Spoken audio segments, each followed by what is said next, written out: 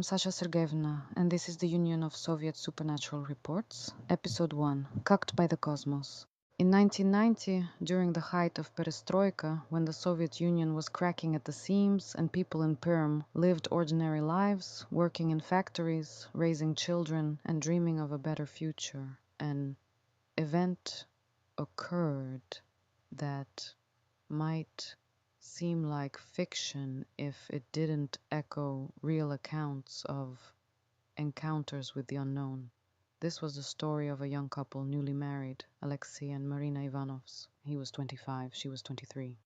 They met at the Perm Motors factory, where Alexei worked as a mechanic and Marina as an accountant. The wedding was modest among family, and they settled into a small apartment on the outskirts of the city, not far from the Kama River.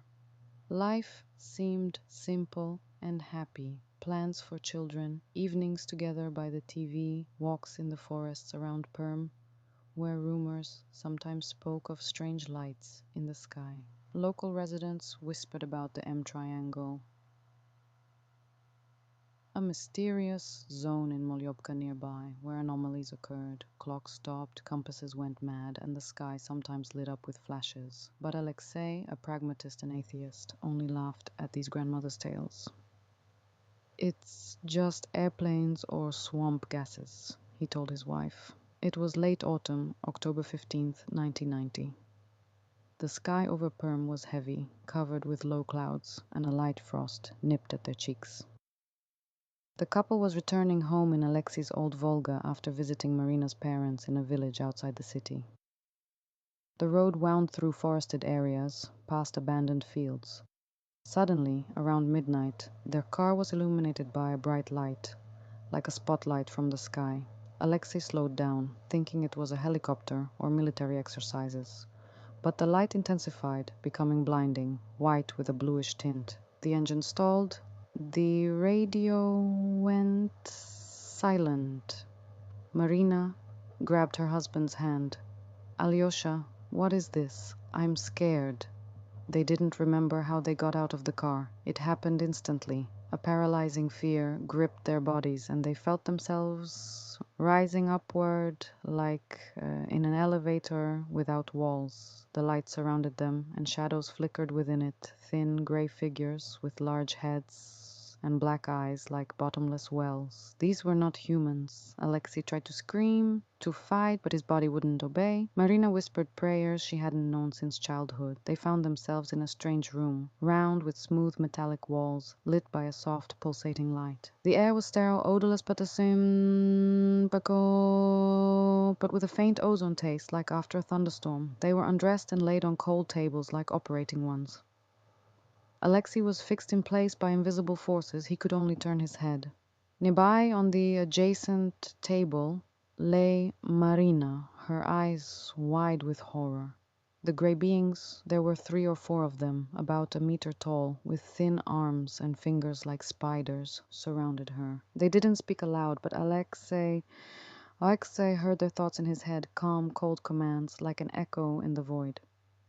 "We are studying. Do not fear. This is necessary." The procedure began. One of the beings took an instrument, a thin glowing tube, like a laser scalpel. It made an incision on Marina's abdomen, precise, without blood, but she screamed in pain. Alexei jerked, trying to break free. "Don't touch her, you bastards!"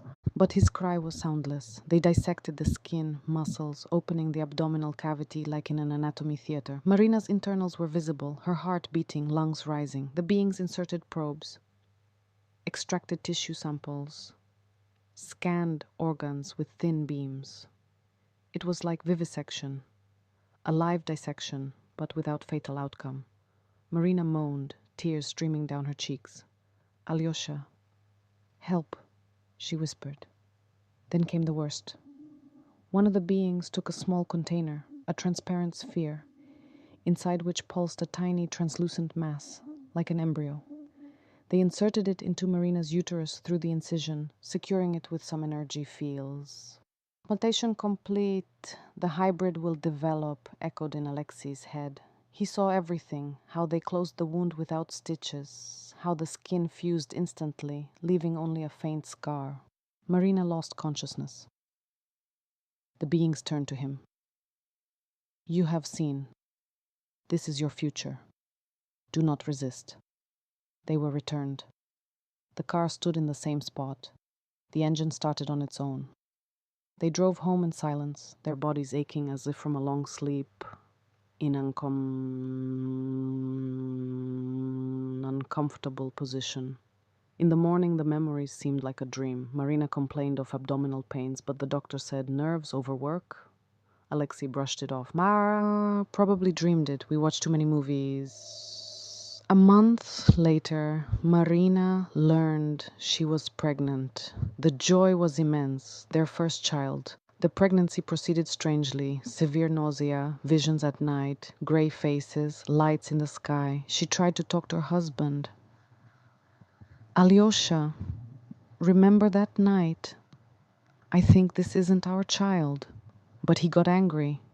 What nonsense. Of course it's ours. You're just nervous from the hormones. The birth took place in a perm hospital in July 1991.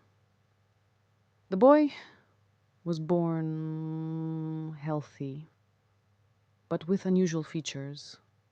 Pale skin, large blue eyes that seemed too adult for an infant. They named him Sergei. Alexei adored his son, but sometimes caught himself thinking,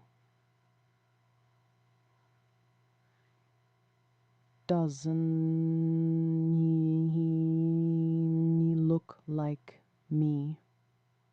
Marina noticed oddities. The child didn't cry and sometimes stared at the ceiling as if communicating with someone. At night, lights flickered over the house, but Alexei said, "Those are planes from the airport." Years passed. Sergei grew up smart but detached. He loved the stars, drew strange creatures. Marina tried to remember, went to a hypnotist in 1995 when Russia started talking about abductions. After books about the M triangle and testimonies from Molyobka.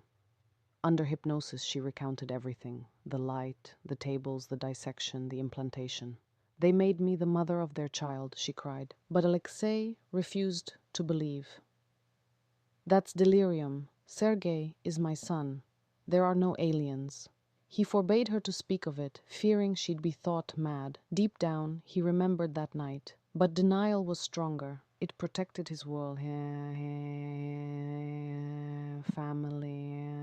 They lived together into old age, but the shadow of that night never left. Marina died in 2015, whispering on her deathbed, "Sergei, he's not ours." Alexei, now a lonely pensioner, still denies. It was just a dream. My son is mine. And Sergei? He became an astronomer, works at an observatory near Perm, and at night looks to the sky as if waiting for someone.